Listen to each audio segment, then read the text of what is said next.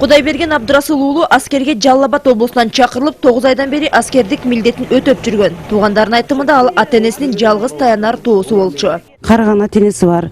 Ошо карыганда көргөн единственный бала. Башка кыз дагы, эркек дагы жок. Бул бир үйдүн жалгыз баласы. Аскер кызматкерлеринин айтымында армияда болуп жүргөн улуулардын үстөмдүгүнө чыдабай асынып алды деген да болбойт. Анткени кетерине 2 ай калган жоокер өз жанын өзү кыйбайт. Соттук медициналык экспертизанын жыйынтыгында денесинен бир да көк ала табылган жок. Ички органдары да жабыркаган эмес. Азыр тергөө иштери жүрүүдө. Признаков физического насилия над бойцом не установлено. Кудайберген таламандын так түшүндө эле эски казармага кирип асынып алган. Тергөөчүлөрдүн айтымында ал эски жайга бир эле адамдын изи түшкөн. Болгондо да кирген эле. Кайра чыккан изи жок. Кудайбергенди издеген жоокерлер аны ошол из боюнча тапкан. Форма сатып алам деп алдырган бул апазынанчы. А бул апазы 2000 сом бербей койгон жок да, бердечи акчаны алгандан кийин ушул иш болот да.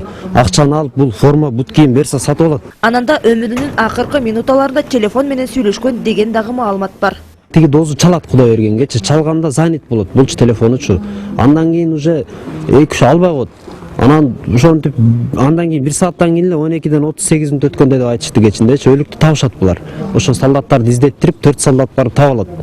Таап алгандан кийин анан телефон отключен болот. Телефон уже дайынсыз жок, азырчы таппай атышат эч ким. Жоокердин өлүмү табышмактуу болууда. Анткени ал 2 айдан кийин аскердик мөөнөтүн өтөп бүтмөк. Ананда ал жашоодо шайыр, эрки, күчтүү адам болгон.